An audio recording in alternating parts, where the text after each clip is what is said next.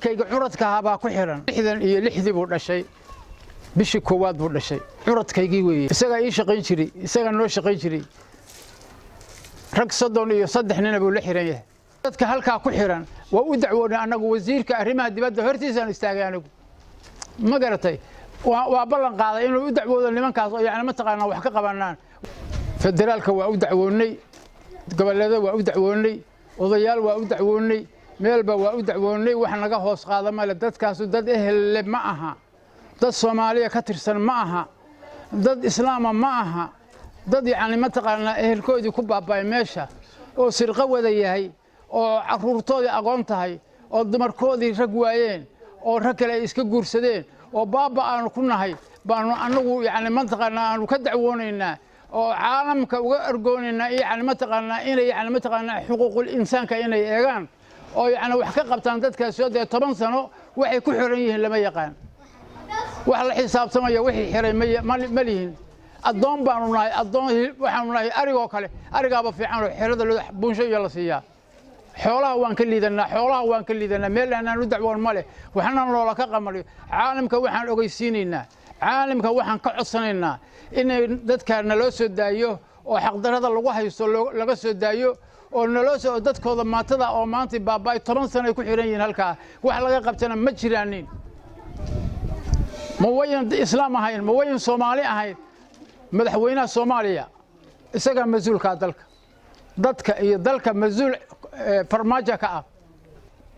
nin dawlad goboleedka ayuu ka canaaqan oo u fiirin oo shicibkii ku baabiin wali aan intaas sano ka soo wareetay wali aan wax warakama hayo wax u dacwoodana ma aanan maqal war ma waanaan ahayn muwaadin ma waanaan ahayn ma waanaan Soomaali mudaawina ma waanaan ahayn ma waanaan xaq ku lahayn ma waanaan caalamka nala ka aqoon war maxaa sida loo ku gelayaa maxaa loo ku gelayaa maxaa ragga sida loogu gelayaa oo maxaa maatada sida loogu gelayaa war soo xaq male soo la xisaabtamayo aakhira soo la xisaabtamayo qof waliba wuxuu geystay buu la imanaya wixii dulfayo islaamka ku fashana madaxda u tiin idinka mas'uul qiyaama idinka leedin hoog wallahi inta in lag leedin dhaafin billaah sanadooda ayagoo aan jirin waxaan lagu xirxiray iyo waxa ay ku yeelisay dambi ay sagaleen waxaan codsanaynaa in dadkaasi Soomaaliyeed oo xirxiran dawladda Soomaaliyeed mudane madaxweyne farmaajo iyo mudane ra'iisul wasaaraha inay xil iska saaraan dheeraad ah oo dadkaasi ay wax ka qabtaaneen halka ku dhibaataysan waxaan codsanaynaa in fadhiga looga kaco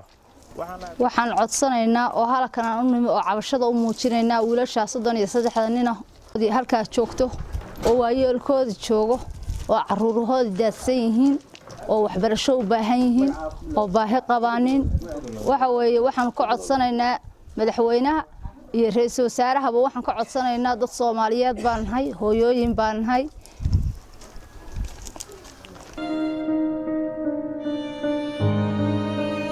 ragga halka ka xiran oo 33 ah